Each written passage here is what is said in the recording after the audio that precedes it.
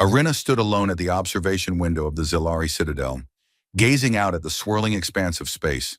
The stars stretched out before her, cold and indifferent, like a million tiny eyes watching her every move. It had been a year since her daughter Leora had been taken during the human assault on the outer colonies. Arena had once believed she could move mountains for her people, but this loss had cracked something deep within her. The Zilari Queen, with her regal composure and icy demeanor, found herself crushed beneath the weight of grief that she could not hide from even her own reflection. Her gaze hardened as she watched a patrol of soldiers cross the distant surface of a barren moon. They were so small from this distance, just dots of movement on the bleak landscape. They had no idea that their queen was suffering, no clue that her every thought, every breath, seemed tethered to the memory of her daughter's laughter. It had been stolen away, dragged from her grasp like the cruelest of cosmic jokes. "Your Majesty?" The voice of her advisor, Tarek, sliced through the silence, reminding Arena that she was not as alone as she wished to be. She turned and Tarek bowed, his expression wary, knowing the topic at hand was delicate. "Report," Arena said sharply, her voice betraying nothing but cold command. "The human forces have made no moves in the past month, Your Majesty. We have also received reports that their military leadership is distracted. Their resources are stretched thin." Tarek hesitated before adding, "The war is stalling. Some suggest we may need to adjust our strategy." "Adjust?" Arena's voice was a whisper of disbelief. "What exactly do they want me to adjust? My strategy of waiting for a chance to retrieve my daughter?" She sighed, the weight of those words settling like a stone in her chest. "Tell them it's pointless, Tarek. Nothing matters. The girl is gone." Her advisor shifted uneasily. "But Your Majesty," Arena cut him off with a sharp gesture. "She's gone, Tarek. The humans took her, and no amount of strategy or diplomacy will change that." She turned back to the window, but her mind was elsewhere, far beyond the cold stars and the endless stretch of space.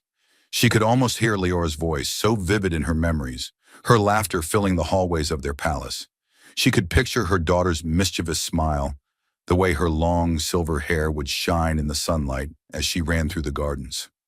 No, Leora was gone, and with her, any hope that Arena had held on to in the past was shattered. Far from the Citadel, in the human military headquarters, Lieutenant Marcus Steele sat hunched over a map on his desk, surrounded by reports and messages he hadn't bothered to read. His mind wandered not to the next battle or the latest military maneuver, but to the quiet desperation in Arena's voice during the last broadcast. It had been weeks since he had heard it, but the words still echoed in his mind. "I'll never see my daughter again." Steele had seen many things during the war, but the way her voice cracked, the way she spoke as if the very essence of her soul had been torn away, that had stuck with him. The Zilari Queen was their enemy, fierce, unyielding, a symbol of everything they fought against. But in that moment, she had sounded like any other mother, grieving for the child who had been taken from her. "That's ridiculous," he muttered to himself, swiping a hand over his face. "You're not some bleeding heart fool. She's the enemy." But no matter how hard he tried to push the thought aside, it lingered. Leora. Her name was a ghost that haunted him, refusing to be ignored. What kind of man would he be if he could do nothing to help? Days passed before Steele decided he couldn't live with himself any longer. He was done sitting in his office, pretending that it didn't matter. The thought of Leora, stuck in some human-made cage, tortured for information or worse, gnawed at him. He had to do something. And that something, though it bordered on madness, was clear. He would venture into enemy territory and find the princess. It wasn't the best plan. In fact, it was a terrible one. But it was a plan, and that was enough for him. He pulled on his uniform and grabbed his weapon, an old model rifle that felt more like a relic than a tool of war. As he stepped out of his quarters, he bumped into Lieutenant Evans, his best friend and the only person who might talk him out of this. "Where the hell are you going, Steele?" Evans asked, raising an eyebrow. "You're not heading out to get yourself killed, are you?" "Just need some fresh air," Steele replied nonchalantly, trying to avoid Evans's piercing gaze. "A little recon." I'll be back before you know it. Evans scoffed. Sure you will, and I'll believe that when I see it. He stared after Steele for a long moment before muttering under his breath. One day you're going to get yourself into real trouble. You know that? But Steele didn't hear him. He was already too far down the path, already thinking about how he would infiltrate the Zilari strongholds, already planning how he would get close enough to Lior to free her. He wasn't a fool, though. He knew he wasn't going to just waltz in and rescue a princess. But he also knew that if he didn't try, he would never forgive himself. Meanwhile, back on the Zilari homeworld, Irina's thoughts shifted. She hadn't let herself cry for months, but now, standing in the cold silence of her throne room, she finally allowed herself to feel the sting of her grief. For a fleeting moment, she remembered what it felt like to hold Leora in her arms, to hear her daughter's soft giggles as they played together in the gardens. The memory was sharp and painful, yet it felt like a distant dream, something she would never touch again.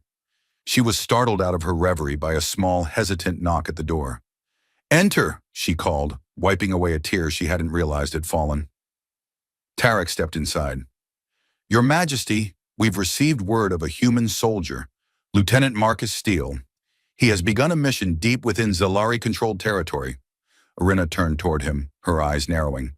"A human soldier? How do you know this?" "We've intercepted his communications, Your Majesty. He's moving through enemy lines, secretly.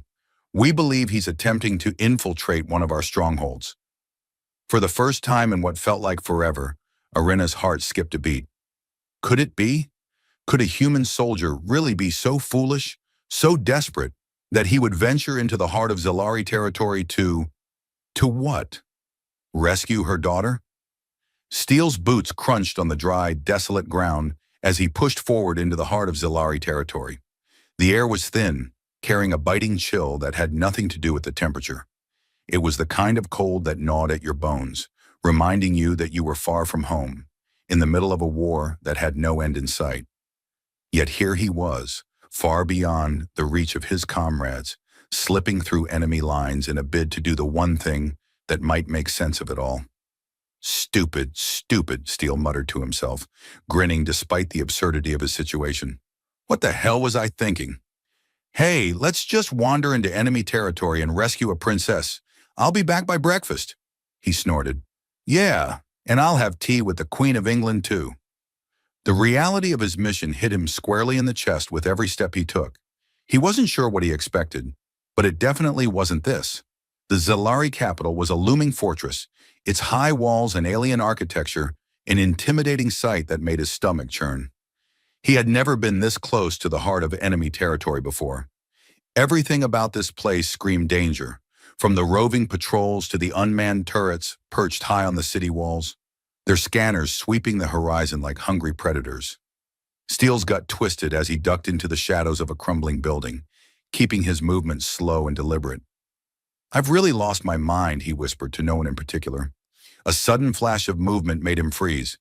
He pressed his back against the cold stone wall and held his breath, his rifle ready in his hands. It wasn't a Zilari soldier, it was just a stray animal, a scruffy, four-legged creature with patchy fur that looked like it had been in a fight with a sandstorm. Steele exhaled in relief. For a moment there, he thought he might be caught already.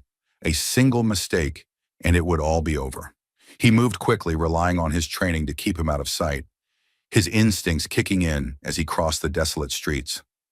Steele had seen plenty of action in his years with the human military, but nothing had prepared him for this. He wasn't just sneaking past guards anymore. He was infiltrating a fortress built by one of the most advanced and ruthless species in the galaxy. His eyes darted from shadow to shadow, alert for any sign of movement. As Steele approached the outer perimeter of the stronghold, he couldn't shake the feeling that he was being watched. It wasn't just paranoia, it was something more. There was a hum in the air, a low, vibrating energy that seemed to seep into his bones. He had heard rumors about the Zilari's ability to manipulate energy fields, but this felt different, more intimate. It was as if the planet itself was aware of him, like he was intruding on something ancient and powerful. He moved quickly past the outer wall, bypassing the security systems with a combination of his military knowledge and a bit of luck. His heart raced as he ducked into an alleyway, trying to avoid the glowing sensors that scanned the streets for any signs of unauthorized movement. Just as he thought he was in the clear, a loud mechanical screech cut through the silence. Steele froze. "Oh, you've got to be kidding me," he muttered. A robotic drone appeared at the far end of the alley, its massive, spidery legs skittering across the ground with unnerving speed. It clicked and whirred as it advanced, its sensors glowing bright red as it scanned the area. Steele's breath caught in his throat. He knew he had to act fast or be discovered, but running would give him away. His only option was to hide, to wait for the machine to pass. The drone drew closer, its glowing eyes scanning the shadows where Steele crouched. He held his breath, praying it wouldn't find him. Just as the drone's sensors passed over him, Steele's pulse skyrocketed. He was about to be caught. Then with an abrupt snap, the drone stopped dead in its tracks. "Not today," Steele whispered. He was halfway to the next alley before the drone even registered that something had gone wrong. His heart was still pounding in his chest, but there was no time to dwell on it. If he was going to get to Leora, he had to keep moving. Hours later, Steele found himself deep within the compound, surrounded by towering structures that seemed to pulse with an alien energy. He had finally reached the inner sanctum of the Zilari stronghold. He'd made it this far with little more than his wits and sheer determination. Now he had to find Leora, and that was no easy task. He glanced down at the small datapad he had stolen from one of the Zilari guards earlier. The screen flickered in the dim light, displaying a map of the compound. Leora's cell was located at the highest point of the stronghold. Of course, he had imagined it would be somewhere near the center of their operations. But this felt like a cruel joke. Still, he had no choice but to follow through. Steele was moving through the lower levels when he finally heard the first sounds of Zilari soldiers. Their voices echoed through the corridors, a strange, guttural language that Steele had come to dread over the course of the war. The soldiers were too close, and he wasn't sure how much longer he could stay hidden. He ducked into a small alcove, holding his breath as the patrol passed by, the clank of their armored footsteps reverberating in the silence. Once they were gone, Steele exhaled in relief. "At this rate, I'm going to need a vacation after this," he muttered, trying to calm his nerves with humor.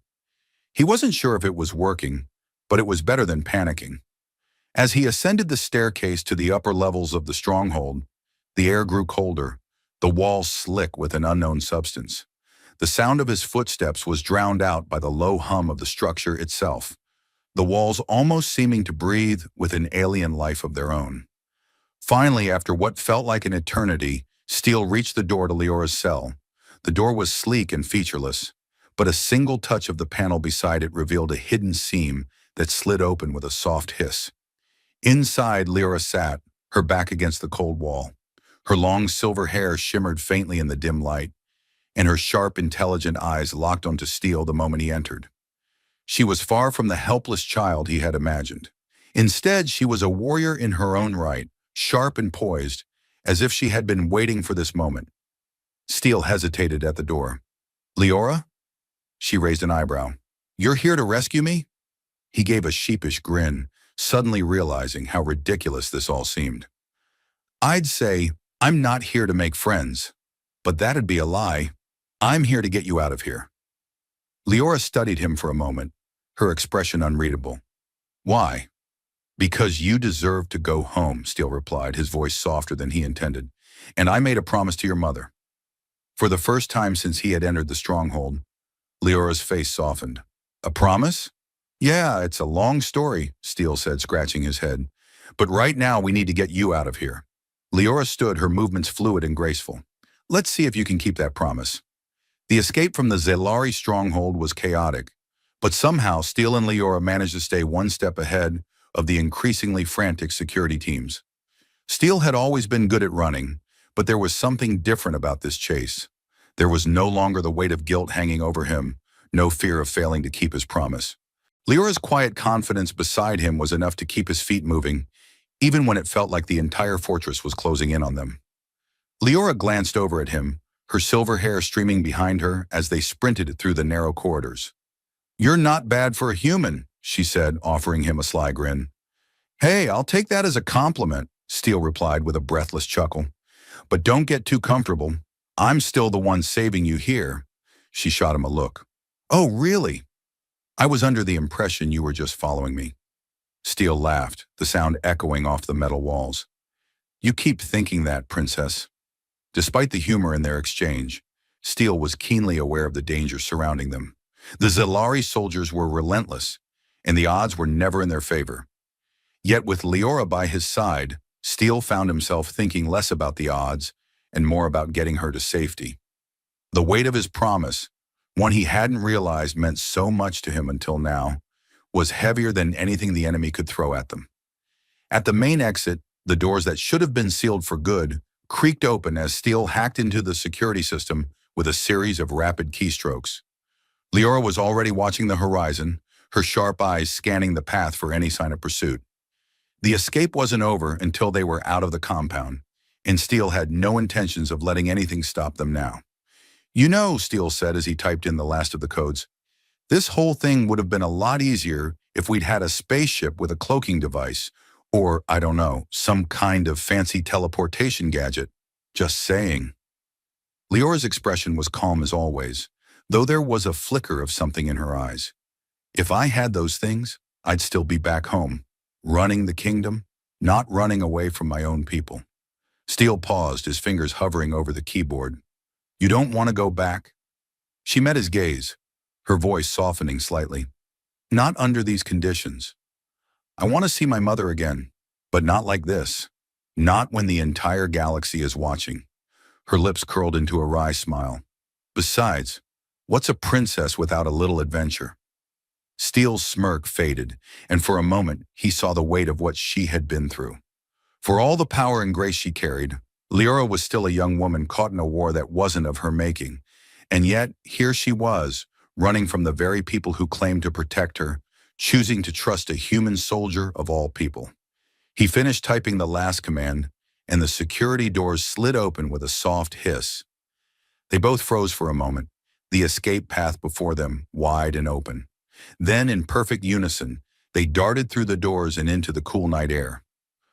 Well, that was anticlimactic, Steele muttered as they dashed into the surrounding wilderness. The compound's lights blinked behind them, the whole structure seeming to shimmer with hostility in the distance. Leora's eyes narrowed. You're not going to get complacent now, are you? Complacent? Steele chuckled. I was just admiring the fact that we're still alive. They didn't stop running. They couldn't.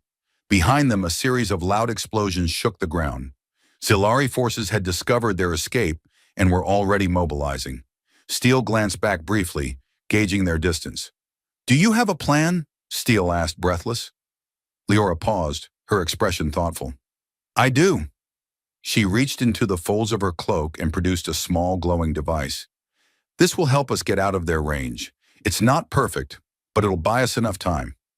Steele raised an eyebrow. You're carrying that the whole time and didn't think to mention it earlier? Leora smirked, a hint of humor finally breaking through her normally stoic demeanor. Some things are better saved for emergencies. Without another word, she activated the device. The air around them shimmered, and Steele felt a strange, tingling sensation in his skin as the world around them seemed to warp. The distant sound of pursuit faded, replaced by a strange, almost peaceful silence. When the effects settled, they found themselves in an unfamiliar landscape, a forested area, dense with alien flora. The stars above shone brighter here, almost unnaturally so. Where are we? Steele asked, looking around. A safe place, Leora replied, her eyes scanning the surroundings. For now. They didn't speak for a long time, both of them catching their breath and trying to grasp the magnitude of what had just happened. In the distance, the sound of a pursuing Zilari ship began to die away, and Steele allowed himself a moment to relax. Well, that was one hell of a ride, Steele finally said, his voice laced with humor, despite the seriousness of the situation. Guess we're not out of the woods yet, though. Leora gave a small, reluctant laugh. You could say that. Are you going back to your mother? Steele asked, his voice softer now. Leora didn't answer immediately. Instead, she looked up at the sky, her eyes tracing the path of the stars. I will, she said eventually. But things will be different now. I can't just go back and pretend everything is fine. The war has changed everything, for both of us. Steele nodded. He understood. It wasn't just about the mission anymore, or even about Leora's rescue. It was about understanding that sometimes doing the right thing wasn't as simple as following orders. It was about sacrifice, about finding courage in places you never thought you had. It was about seeing people, your enemies even, as human, even if they weren't. Well, Steele said, trying to lighten the mood once more, you've got your work cut out for you. Princess of the Zilari Empire, huh? Can't say I'm jealous. Leora smiled faintly. It's not as glamorous as it sounds. Steele let out a loud laugh, and Leora joined him, the tension breaking for a moment. As their laughter faded into the night, Steele realized something. He wasn't the same person who had walked into that stronghold weeks ago. He had changed.